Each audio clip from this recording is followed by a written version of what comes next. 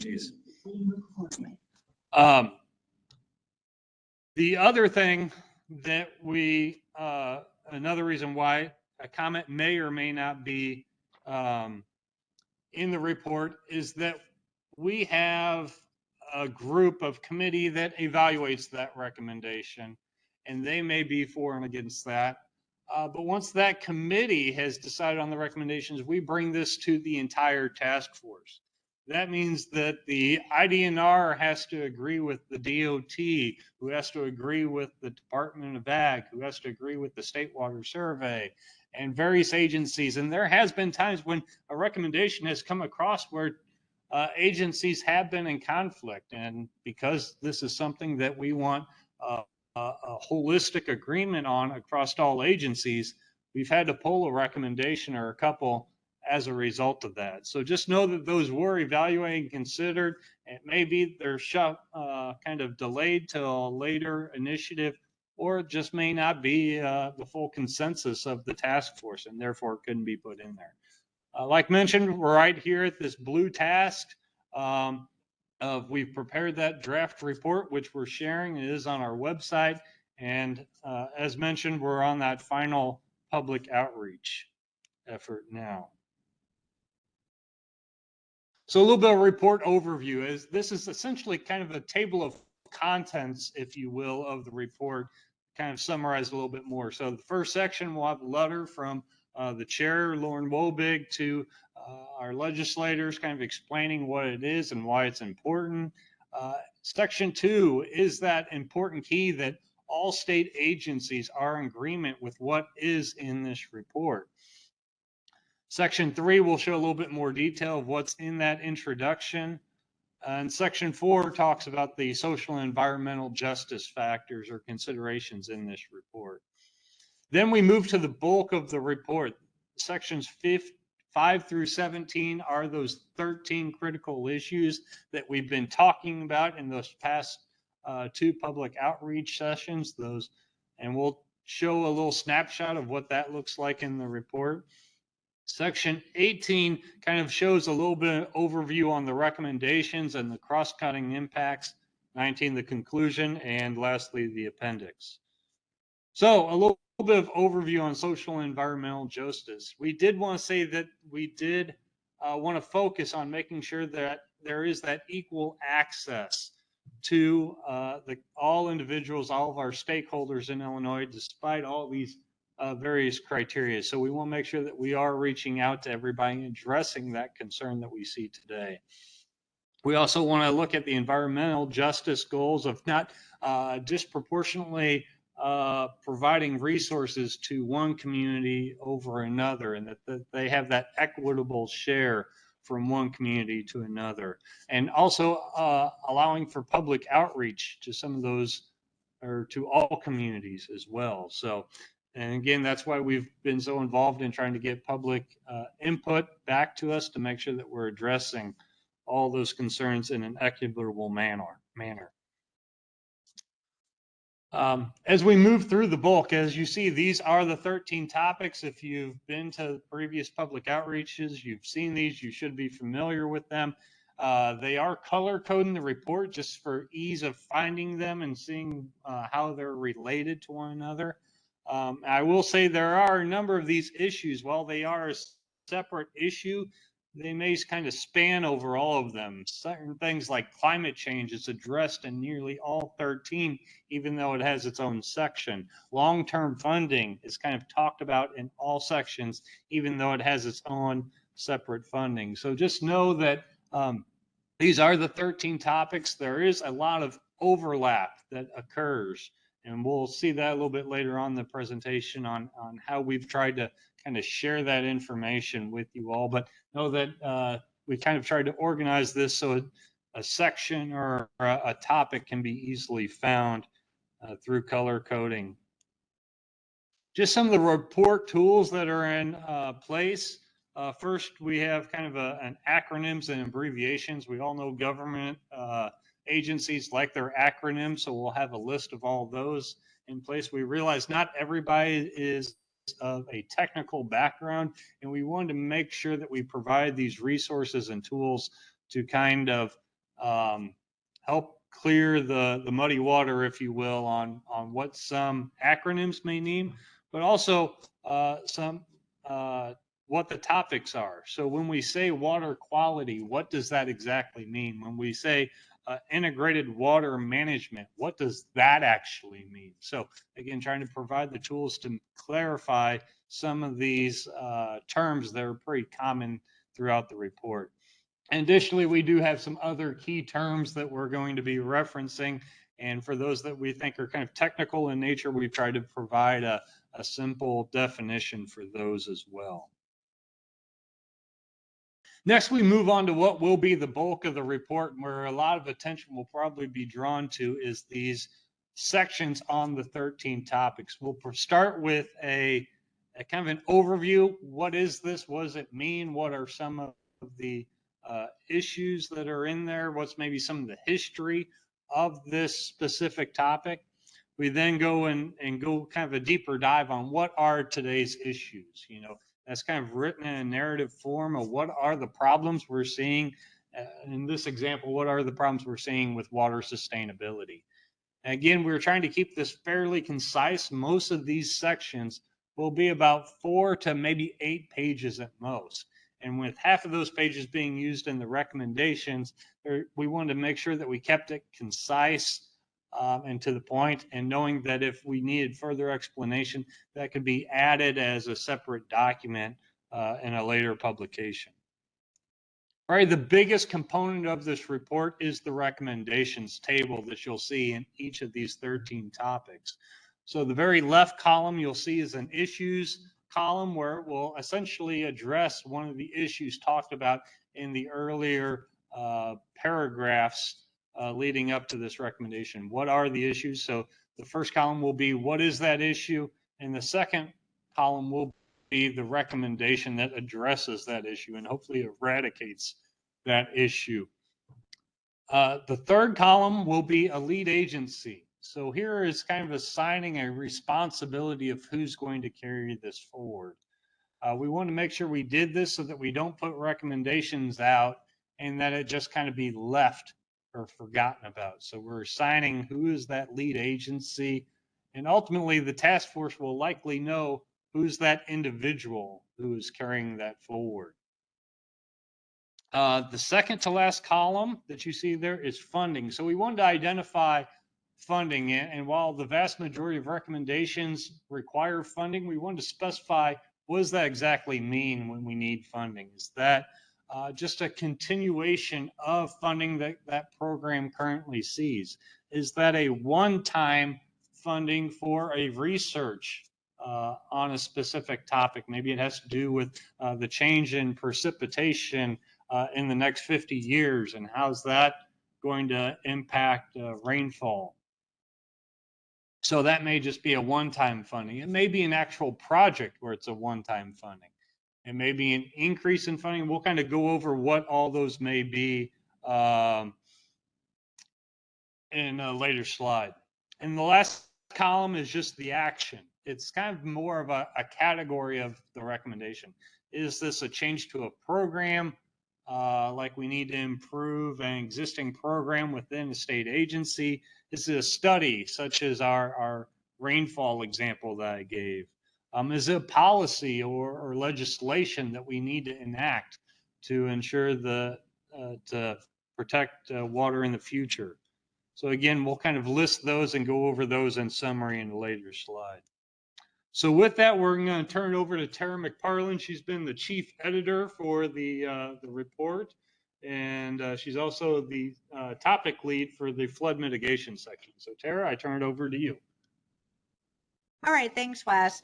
As he mentioned, we're not going to go recommendation by recommendation, but when we were pulling the report together, we were able to come up with some summary. And that's what I'm presenting today. We call them the overarching recommendations. So out of all those 13 topics, at the end of the day, we've all agreed that there's 144 separate identified recommendations. And of those 144 recommendations, we've determined that, as Wes mentioned, there's the task force, and each critical topic has its own committee. And that committee can be composed of people, state agencies, stakeholders, community, public, anyone that was interested that wanted to be part of those committees are part. So interestingly, all these separate committees would meet and talk about the issues that they were involved with. And we actually came up with 6% of our recommendations were duplicate. These independent groups came up with a recommendation that affected two topics equally and was a final recommendation. I just thought that was interesting, and I'll go over that in a minute. Another category that we found, we're calling it cross-cutting or overarching, where there's recommendations that affect the other critical topics. So I'll go over those too as well. But we found out about almost 30% or a third of the recommendations directly impact another critical topic. So you're really getting more bang for your buck, or and just making sure that that's recognized, that if you do proceed in solving or following through on some of these recommendations, you're impacting other topics as well. So I think that's a good thing to know. Wes talked a little bit, all of our topics, we wanted to weave in social and environmental justice, and almost a quarter of them have direct social or environmental justice statements in the recommendation. And that's not to say the other 75% aren't positively impacting, or making sure that they incorporate these ideas. But it's definitely a push for the report, and we wanted to point out that there's specific things that are being done to address those inequalities or inequity. Wes talked earlier about how people wanted to use this state water plan as some outreach. And out of all the recommendations, 25% of all the recommendations actually have some sort of outreach component. Some of the recommendations are might be for a program, but then also providing outreach for a new program. So again, that's pretty interesting. As Wes mentioned earlier, that IWIC program, it's the Water Information Center. And I'll talk a little bit more about that, but that's a big push for this particular plan, because we want that hub or that local area to share information. There's a lot of great information out there on the webs right now from all the agencies, but it can be confusing. A lot of our stakeholders said it's quite challenging to find the information they need when they need it. So we're trying to come up with ideas of how to get that information out there, provide links. Lauren gave an example that there's a lot of hydraulic modeling out there, but a lot of people are just keeping that within their own agency, or there might be consulting firms. So one of the recommendations is to provide a database of all the hydraulic models that have been completed for the state of Illinois. And then that would be housed within this IWIC, the Water Information Center. So when we were looking at recommendations, we thought as part of that IWIC center, we found out that we have 30% of our recommendations is getting collecting more data or doing further analysis, and that information needs to be shared. So it was just another way to show that IWIC is very important to the plan, and also with working groups and collaboration. We had 14% that want some sort of collaboration, and that could be fostered by that IWIC center. And later I'll talk a little bit more, but we've got that 112 of the 140 recommendations require some sort of funding, and then 23 require legislation. So here's some examples of those duplicate recommendations. I'll go ahead and talk about the first one. I'm the flood damage mitigation. In the center top, it is my flood damage mitigation committee came up with that we wanted to model future rainfall data. And then the climate change section also recommended that exact same duplicate recommendation. So we've got a handful. These are just a few of them, but we've outlined them in the report. Again, just to make sure everyone understands the duality of all these recommendations and the impact or the positive impact. And in fact, the one in the bottom center have 4 different topics independently come up with the same recommendation. So I think that's all positive and really shows the importance. This next slide, again, we looked at different themes. And we're just trying to categorize these to make them, present them in different ways so people could really understand how they all relate to one another. And in this example, as Wes mentioned, in the report, every topic had a different color. So we just keep translating. If you're looking for a topic, for instance, water quality, whenever you go through the report, you'll see that the footers, all the tables, everything will be in that color. So it should help you work your way through the report. But in this example, what we're trying to show is that the topics themselves are interrelated, not just the recommendations. So with the themes, we just wanted to show, if you look at the first one, it's nutrient loss reduction strategy. And there, if you look at the different topics that have X, we have that was specifically mentioned in water quality, aquatic and riparian habitat, and erosion and sedimentation. So this just shows there were some overarching themes and ideas that are incorporated within the report. And I'm not going to go over all of them, but this table is in the report. And then we took it one more step just to push that idea how important these topics are to one another. We went through and we took every recommendation and tried to see how they were affected by the other the other topics. So again, this is color coded. The very first one, we're just trying to show that interconnectivity. And it ended up, we had so many of these that we did not put it in the report. We put it in the appendix, but it's there. I just wanted to mention it to you because, again, we hope the General Assembly and anybody who reads this report understands how all these ideas and recommendations correlate to one another. So looking back at those, each topic, we talked about the different types of funding.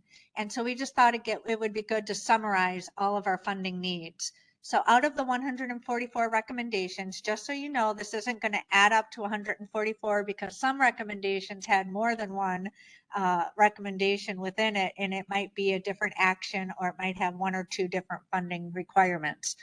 But the idea was, again, General Assembly, we do need funding.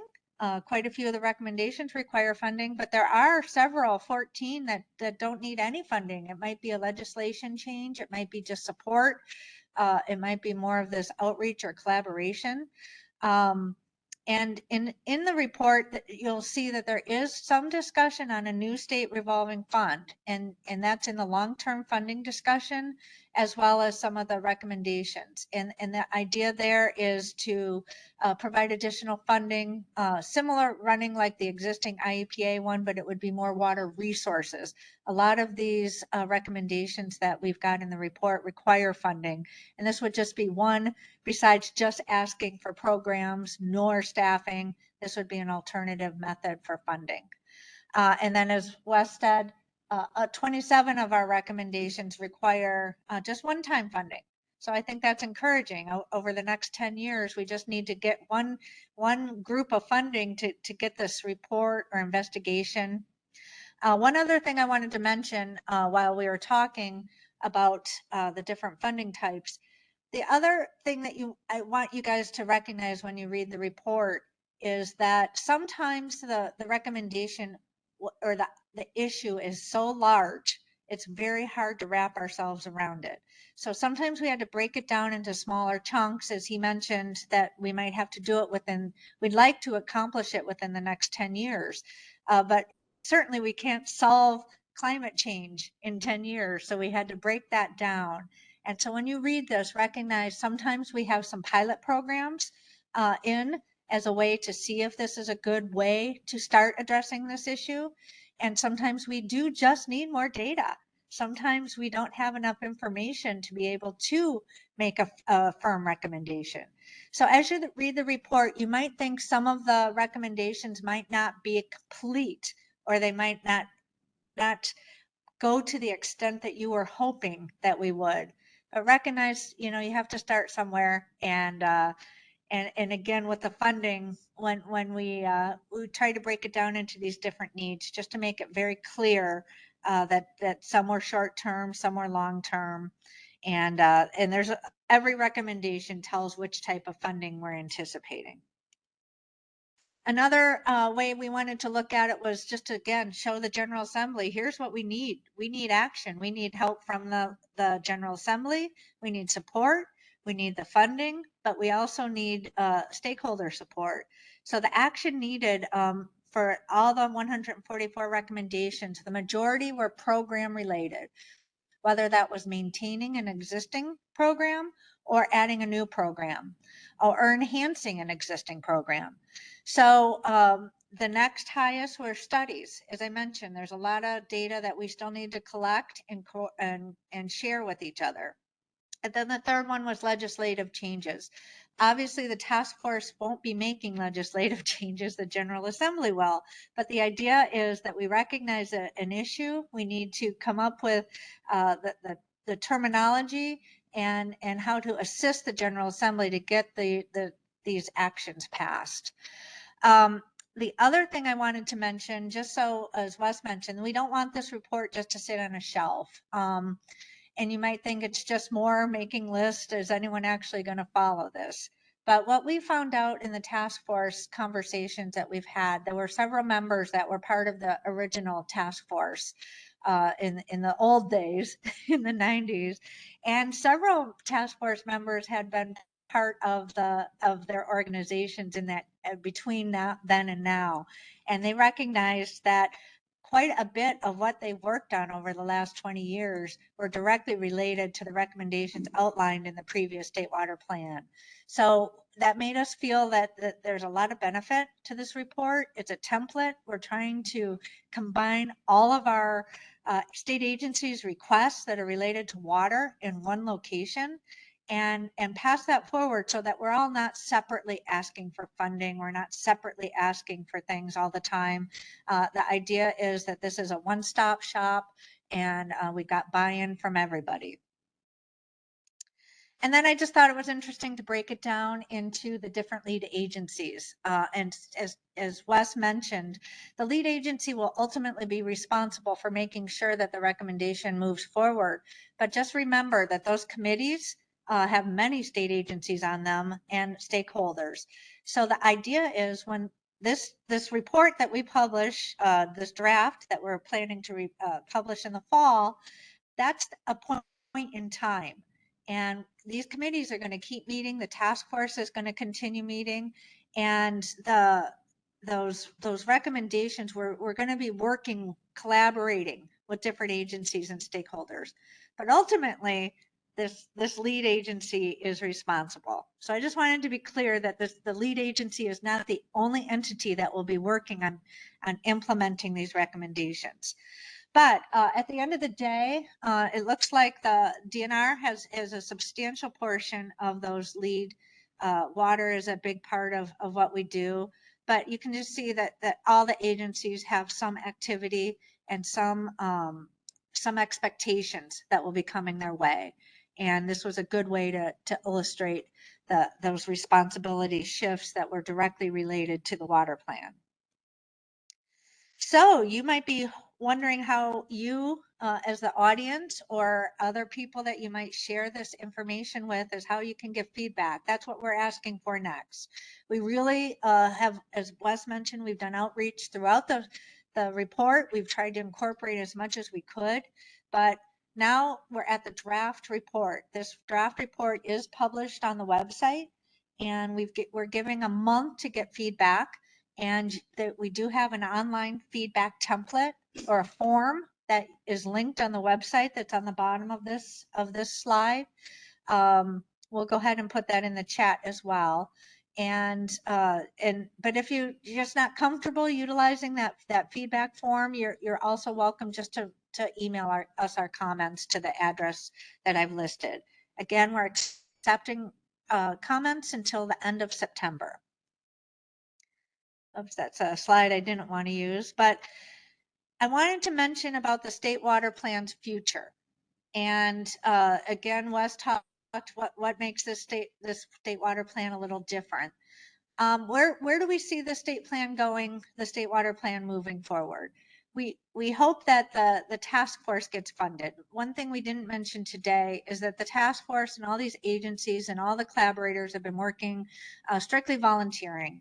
We've had in the past task force, or in the past state water plan, there was a specific earmarked budget to generate the state water plan.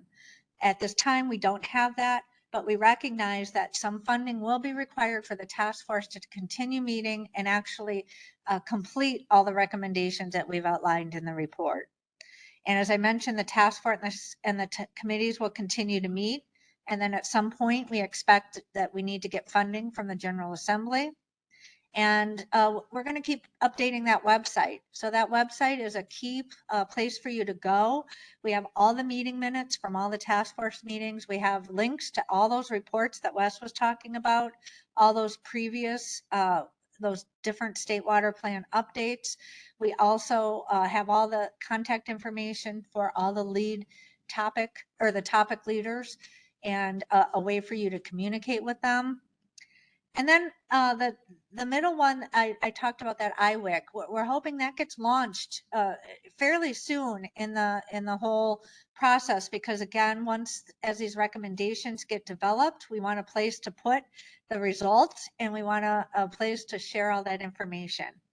Something I haven't talked about yet today, and we've been very pushy on this to all the task leaders, is that we want your recommendation to be measurable. It's great to make recommendations, but how do we know that you've actually completed what you set forth to do? So as we move forward, we're planning to do those updates, those status reports online.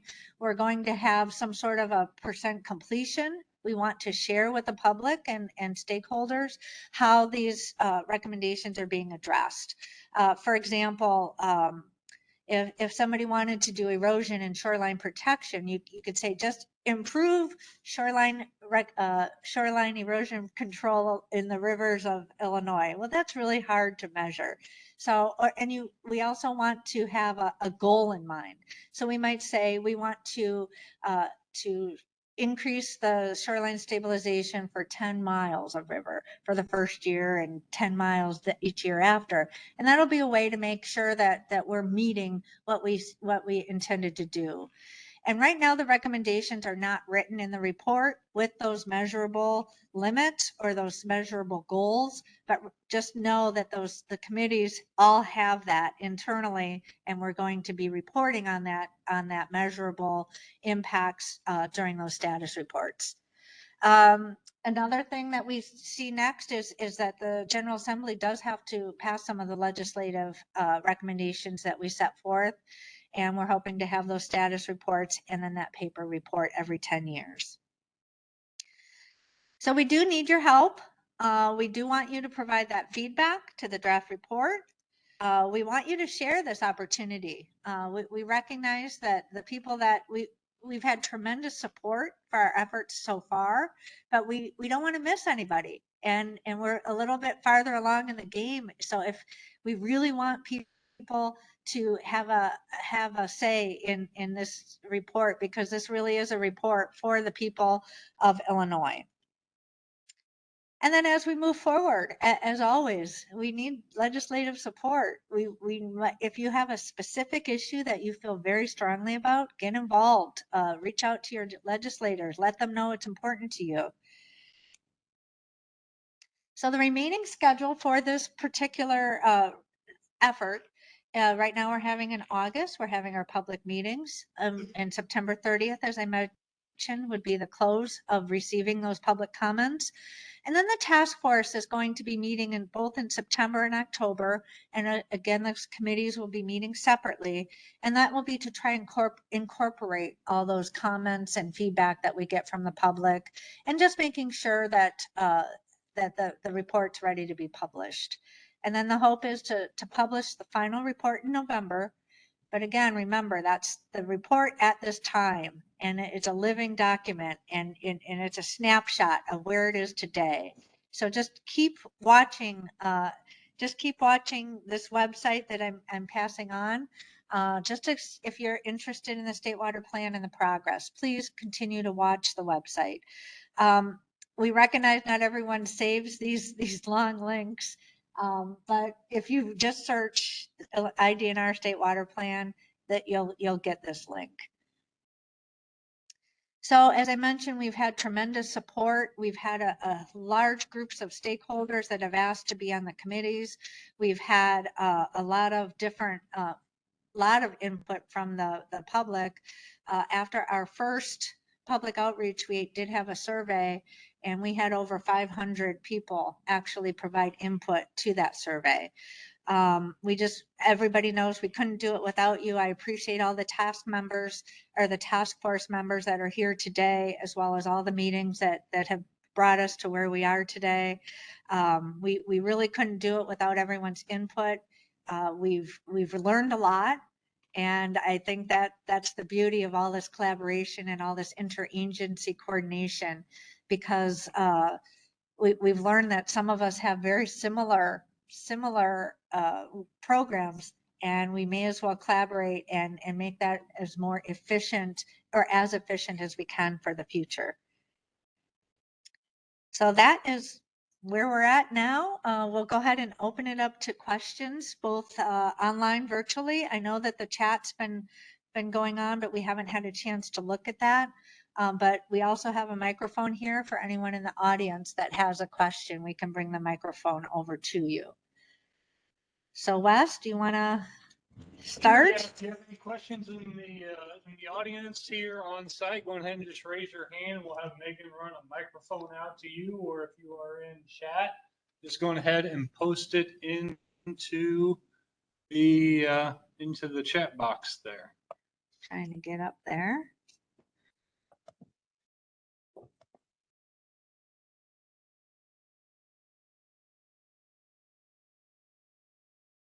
There was an earlier question from regarding Jersey County and water system, essentially collaborative of multiple municipalities getting together.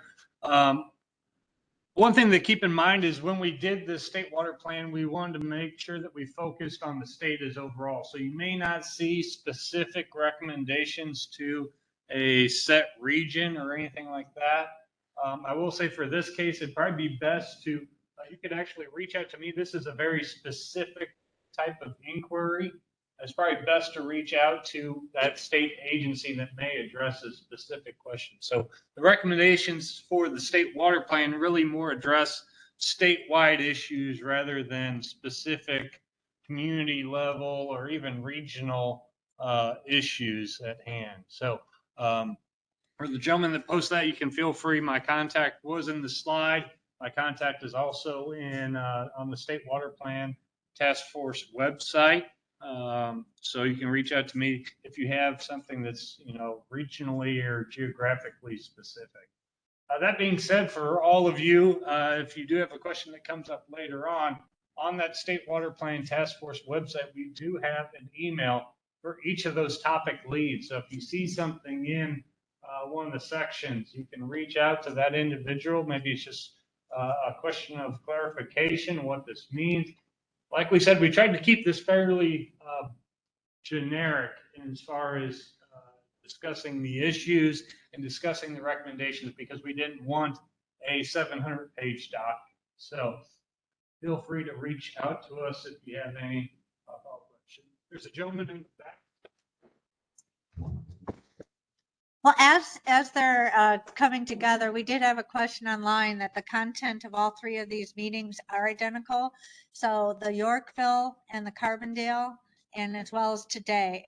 And we recorded most of today's meeting, but the other meetings have been recorded, and those will be posted in the website. And if you can share, the same as this presentation will be posted on the website.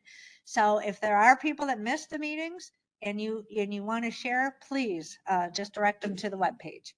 Thanks.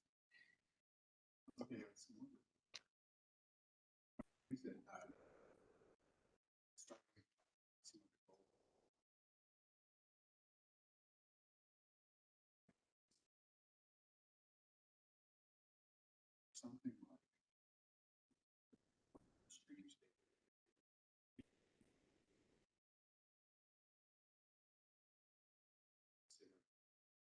some sort of assessment.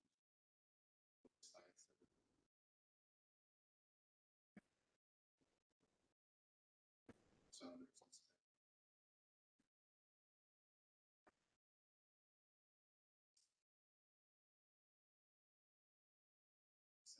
just do something like assessment of streams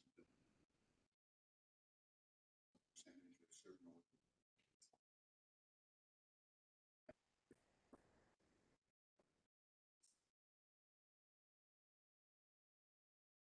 maybe assessment similar to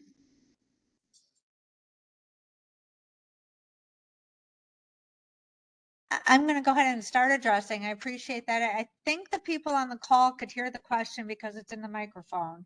But just to summarize, the gentleman mentioned that some of those recommendations and that measurable results that I was talking about, there might be a way to prioritize and present that information. So I just had two responses. Of the first is, in general, I'm sort of talking off of yours, but you reminded me of something I wanted to say, so I apologize. But we did not prioritize all the recommendations in the report. And the reason being, they're all important. Mine are the most important, of course. But what we realized was that there's so many parameters that we're up against in terms of regional needs, as well as what different legislators are willing to support and where the funding is going to come and when. And we felt that because these are the 13 critical topics and the recommendations within them are all critical, these all were the top of the heap. We didn't want to compete. We didn't want our topics competing against each other for funding. But that said, back to the prioritization, several of the recommendations for the different topics talk about taking an issue and prioritizing that issue. For example, within the flood damage mitigation, I've talked about that there are a list of disadvantaged communities, and we need to prioritize which disadvantaged communities should get funding first. And that's actually one of our recommendations, is figuring out a good way to prioritize the need throughout the state for different areas. Another one was mitigation. We need to prioritize that first within that committee. So some of those recommendations, the recommendation is to prioritize. We didn't have enough time, we didn't have enough resources, and we didn't have enough information all the time. So the goal will be to make some prioritizations within each issue or recommendation and then move forward. Once that list has been developed, then work forward on getting that particular issue addressed. Yeah, and I'll just expand a little bit on what Tara said. I think that's a great recommendation. A lot of times we'll say, we want to do 200 miles of stream restoration over the next 10 years before the next plan is. But, and that's maybe what we track on our website to provide the public, hey, we've done 53 of the 200 so far. Whether we create a list to share with the public at that specific location, saying, we want to do the North Branch, Chicago River, West Fork, mile marker 23 to whatever, and we put that on the website, that may be a little bit too much, because then you're going to, flood a web page and be hard to find. But we have talked about actually having web pages for each specific topic where we could go into a little bit more detail. So that's something that we may talk with the task force. Definitely in our meetings to come, we're going to be talking about how we share our progress. So that's a great comment, something that we'll consider in a way, and how we share that it's not too overwhelming. But if somebody wants to dig deeper and say, hey, is my stream on that list, then maybe they'll find it somewhere. And again, that'd be a good way for us to use GIS, is that I can zoom into the map and see, well, is my area highlighted for any specific task or objective of the plan. So yeah, thank you for the feedback. Does anybody else have any other comments? We did get a question online that wanted to know, when do you propose the state water plan will go into effect? So we are essentially proposing to provide this to the governor, the legislators in November is what we currently have scheduled. So effectively, essentially, it would be effective as soon as that report is delivered. And from then on is when we'll start moving forward on these initiatives. A lot of these initiatives are actually being moved forward as we speak. For example, IWIC that we've talked about, they're already drafting legislation to prepare to submit to be heard, I guess, or to be considered. So some of these initiatives, and probably a number of them, I know some in the section that I've worked on, are already being moved forward, but we just wanted to solidify them in the state water plan and make sure that everybody was on board with what we're doing.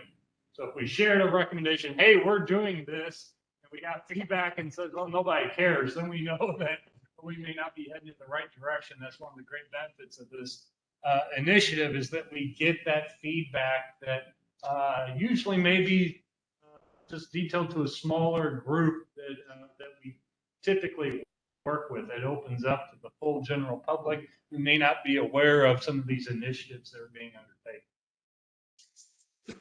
Another question online was, are you interfacing at all with the Corps of Engineers relative to the Illinois River sedimentation resulting from watershed erosion? Before we answer that, you bring up a good point about interfacing with some federal agencies. And one thing I wanted to mention is some of the recommendations are, we know there's a lot of federal agency activity going on. We know there's some new funding that's coming through the administration. So that the idea is to make sure we leverage that federal partnerships. And if there is federal work being completed, we can still recommend it at the state level, but recognize that we may be being able to utilize some other federal resources to get some of those recommendations. That's still good. We'll take forward. And then I also wanted to mention, when we talk about this collaboration amongst interagency collaboration, I haven't been at the state for very long, but I'm really impressed how we're interfacing and collaborating with federal agencies on a lot of our projects within the Office of Water Resources. So I think that goes without saying that we'll continue to collaborate with federal agencies as we go forward, but that didn't answer the question. Yeah, I'll speak a little bit more specifically to the State Water Plan Task Force. Is an open meeting. And I will say that at most of our meetings, we do have representatives from the Corps of Engineers and the USGS, and we've encouraged those partnerships that we already have established to come into that State Water Plan Task Force. And we may be able to find ways to collaborate a little bit more as we went over. And we actually walked through every one of these recommendations over almost a 6-month period in the task force. And sometimes we got some of that feedback that, hey, this goes real well with 319 or something the Corps is doing, or the USGS has federal funding for this type of monitoring, and therefore we can leverage some of our local funds or state funds with federal funds for that. So yes, we have been kind of in collaboration. We value those partnerships, not only from federal, but also local partners as well. We work a lot with regional planners like CMAP and those to undertake some of these initiatives as well. Another question is, can you please provide more insight into the proposed regional water supply committees to be established throughout the state? What kinds of issues would these communities address? Yeah, and I see one of our committee members in the back. I won't name any names, but yeah, this is an initiative that has already been, I guess, began. It got a slow start. We had a lot of issues with funding, and that's why it's critical that we put this in the state water plans, because we want to put an emphasis on that priority. And some of the graphics you saw earlier where it showed the state and had some blue and orange and stuff, that was all work that was done in cooperation with our regional water supply program. So we do have that initiated. Some of the struggles we face is that we just have some areas of the state that there's not enough interest.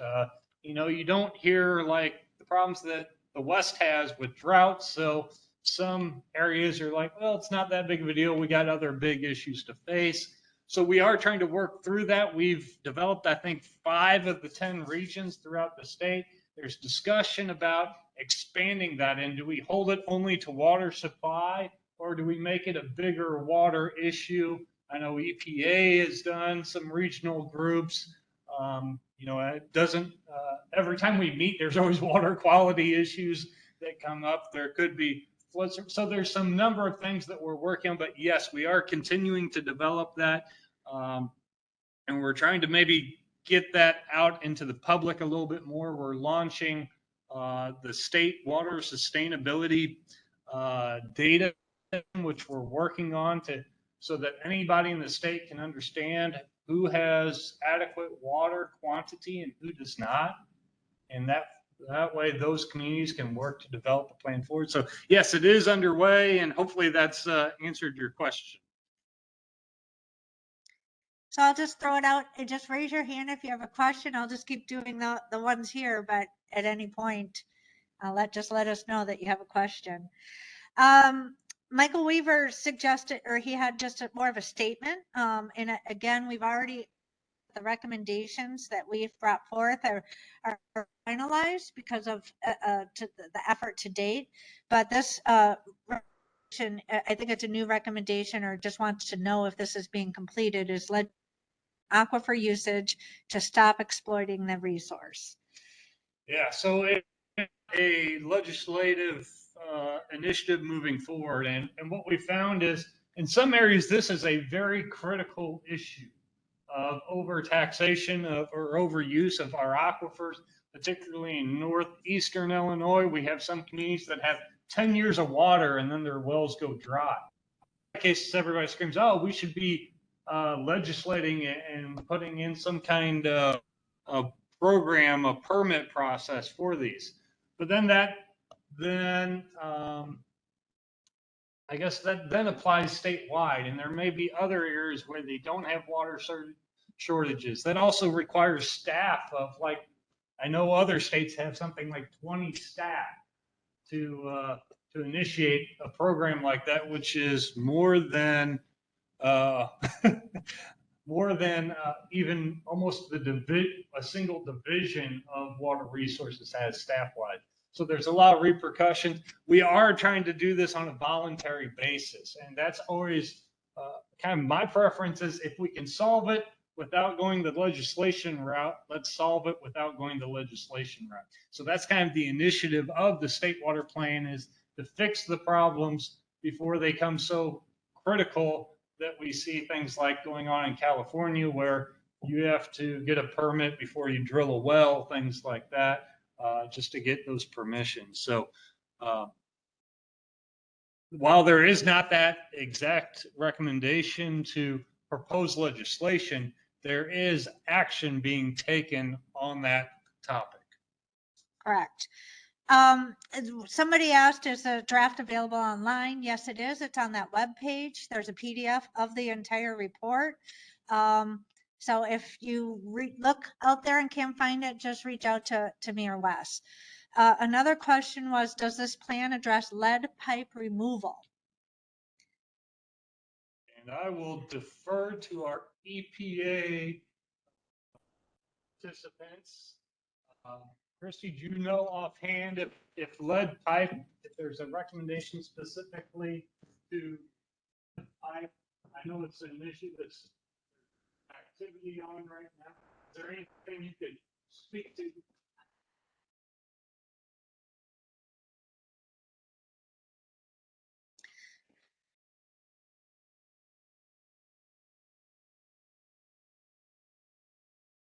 Yeah, so for lead pipe, we do have really fast act.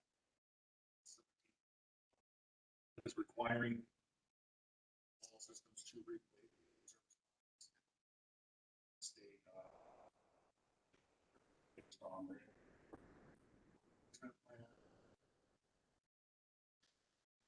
2 and 7%.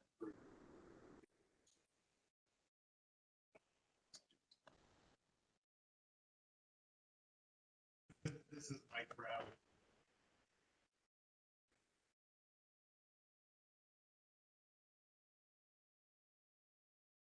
Yeah, and thank you. As mentioned, all the topic leads are on the site as well. So uh, free to follow up with any of the topic leads as needed.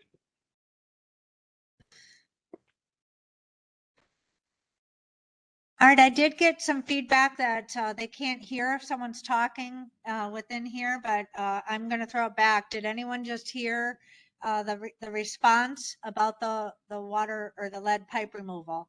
I'm just checking if you could just give me a thumbs up or something to tell me that you heard that. I'm just going to go on, but another person, Gabriel Reed, suggested, and she said a recommendation that she'd like to give as would be technical assistance available for people who are struggling with websites and links or submitting forms. I know it was mentioned in the slides, but if there was a technical assistance phone number or chat option based on the amount of components in the report, I have to move down a bit. That's a great idea. We don't have that right now. We recognize that a lot of people, some communities might not have direct website access. So that's why we put the web address or the email address, because most people generally have access to email. But I think that's a great idea. We'll figure something out there for if people are having technical issues with providing that input. Yeah, I think they could reach out to Tara and I if they have any problems with submitting the survey or anything on the technical side. And we'll see if we can address that. Okay, they did say that they could not hear what Michael mentioned. Wes, do you want to quickly just give a summary? Yeah. So essentially, I won't have all the numbers and names, but there is a legislation in place that it has. Yeah. Okay. So it looks like Megan's got us taken care of on chat. So as you can see the response under my name. We're fortunate to have Megan here helping us comment chats as needed. So hopefully that gives a little guidance. Yeah, and if you have any other questions on that lead issue, I would just suggest reaching out to EPA. I am not seeing any other chats. I did see a couple more comments, but I think that they were derivatives of some of the previous conversation. So any other questions out in the audience?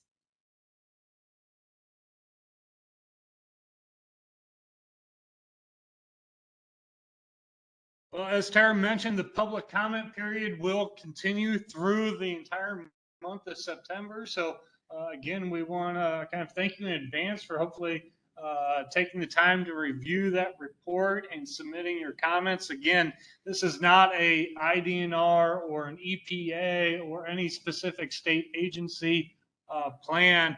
This is what we want to be the state of Illinois. So we want to hear from the constituents. If there's things that just don't make sense in the plan, or you want to see some additional information that may not have been provided, that's what we're looking for.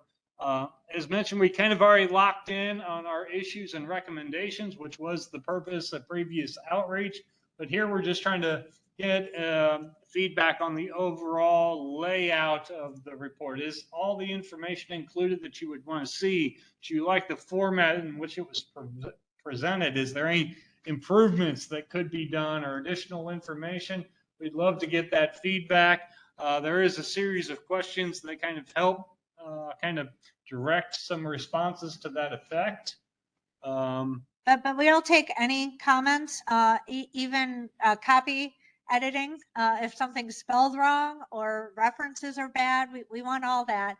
And I guess I would just ask the task force members here or other agencies that are on the call, go ahead and hand the report off to someone in your agency that hasn't worked on this. I'd love to get a fresh set of eyes, make sure it's clear from a no skin in the game. I think that would be very helpful as well. And Wes mentioned 120 pages. There are pictures, and it's not 120 pages of complete text to read, and there are appendices. So I'd say it should be a fairly fast read.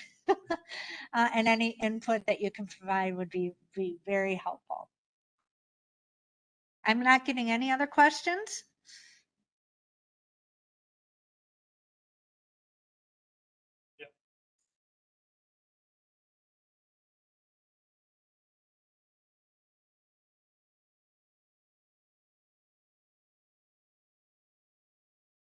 Just wait just a second. I think they're addressing something in the chat. Hopefully that will be taken care of. I guess I'll just do a final last call for any questions, comments. Do our task force members, those who served on the task force, have any closing comments, thoughts, anything they want to mention, anything that I or Tara may have forgotten to mention that we want to bring out to the public? Say a couple of head shakes no. So I think we got everything covered. So with that, we thank you all for coming out in person. We thank you for those attending virtually. Hopefully it was a benefit to you, and hopefully we see your comments come in. We appreciate it. Thank you. I'm just going to put the web page.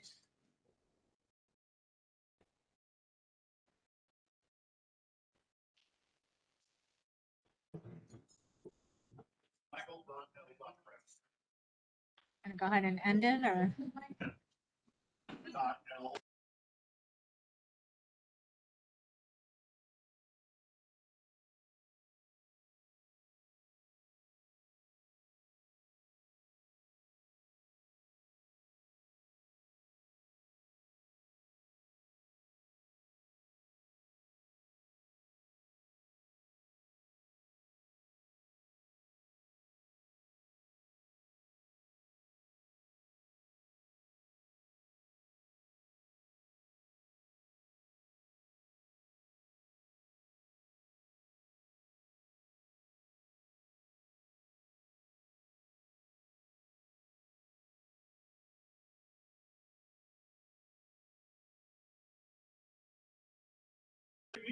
Yeah, I'm like, yeah, in person.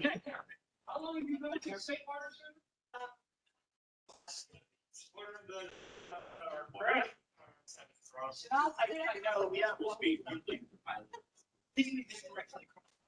Well, yeah.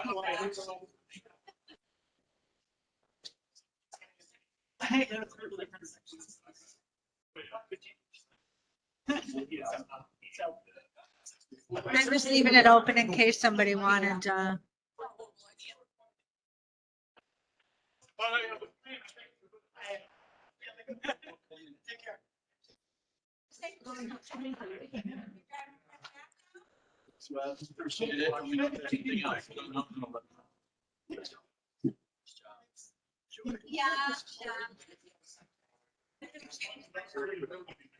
Yeah, well, I'm actually pretty challenged later on. Yeah,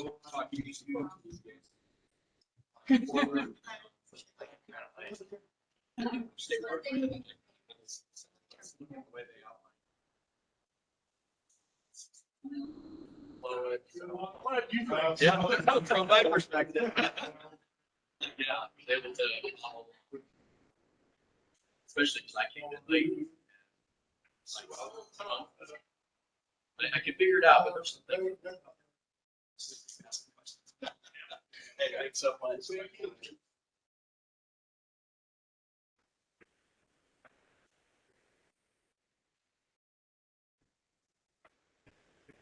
I guess I have to end it. I'm gonna go ahead and. So are you taking us to lunch now? What? We will see, what? She's not bashful about it, that's for sure.